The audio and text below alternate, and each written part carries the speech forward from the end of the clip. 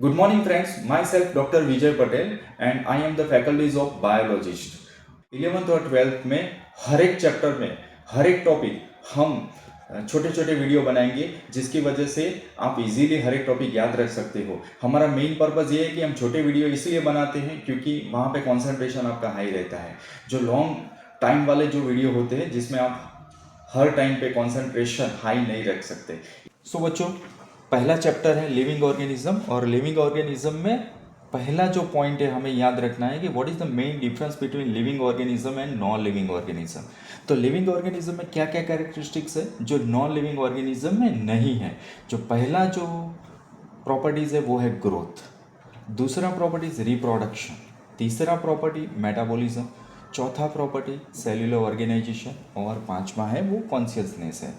तो हमें ये याद रखना है कि ये जो 5 प्रॉपर्टीज़ है वो लिविंग ऑर्गेनिज्म में होती है लेकिन नॉन लिविंग ऑर्गेनिज्म में नहीं होती है। तो हम वन बाय वन देख लें। जो पहला है हमारा वो है ग्रोथ। ग्रोथ किस तरह से होता है लिविंग ऑर्गेनिज्म में। तो लिविंग ऑर्गेनिज्म के अंदर ग्रोथ का मतलब होता है number and mass of cell, वो दोनों इंक्रीज होता है और ये करने के लिए सेल डिवीजन की प्रोसेस बहुत ज़रूरी होती है। और दूसरा हम बात करें कि एनिमल में किस तरह से ग्रोथ होता है और ये प्लांट में किस तरह से ग्रोथ होता है। तो हम प्लांट की बात करें तो वो अपने लाइफ टाइम, अपने पूरे लाइफ तक वो ग्रोथ करता है, और एनिमल्स का जो भी ग्रोथ होता है वो up to the certain age तक ही ग्रोथ रहता है। मतलब क्या होता है कि हम बूढ़े भी हो जाते हैं और बाद में हम मर भी जाते हैं, लेकिन हमारा जो भी ग्रोथ है वो अप टू सर्टेन एज तक ही रहता है। दूसरा जो है हम बात कर रहे हैं कि ये इम्पोर्टेंट है एमसीक्यू के लिए कि ग्रोथ है वो लिविंग ऑर्गेनिज्म में मास एंड साइज दोनों इंक्रीज होती है, नॉन लिविंग ऑर्गेनिज्म में भी ग्रोथ होता है। और ये पॉइंट आपको याद रखना है कि किस तरह से नॉन लिविंग ऑर्गेनिज्म में ग्रोथ होता है। तो नॉन लिविंग ऑर्गेनिज्म में ग्रोथ होने का मतलब एक ही होता है कि वहाँ पे सरफेस होती है, जो एक्यूमुलेशन होता है मटेरियल वो सरफेस पे बढ़ता ही जा रहा है, बढ़ता ही जा रहा है, मतलब वहाँ पे ग्रोथ हो रहा है। इसीलिए non living organism can also भी ग्रो, और लिविंग ऑर्गेनिज्म में तो ग्रोथ होता ही है।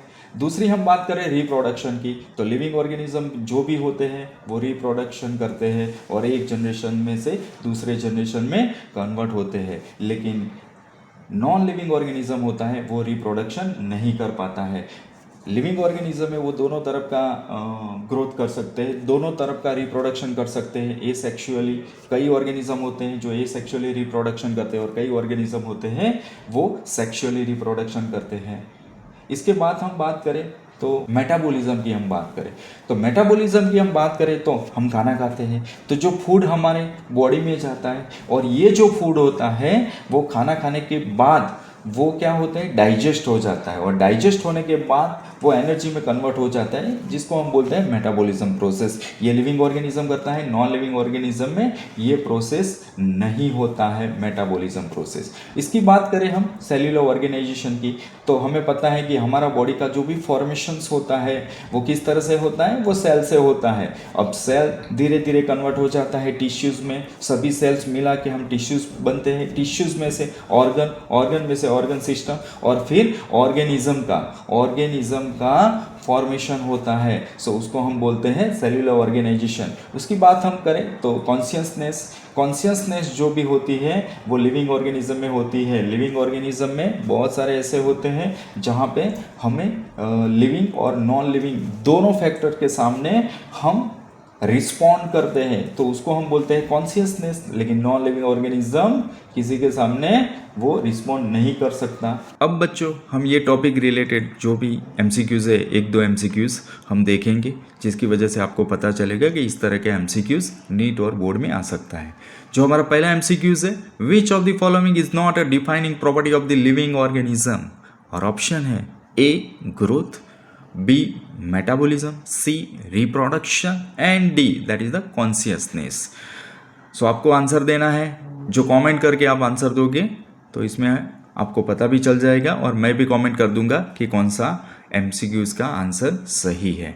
हमारा दूसरा MCQs है वो है विच properties refers to the ability of the organism to respond to external stimulus, and option है A metabolism, B consciousness, C reproduction and D growth। आप कमेंट करके हमें बताओ कि इसका भी आंसर क्या है और मैं कमेंट में आंसर दे दूँ।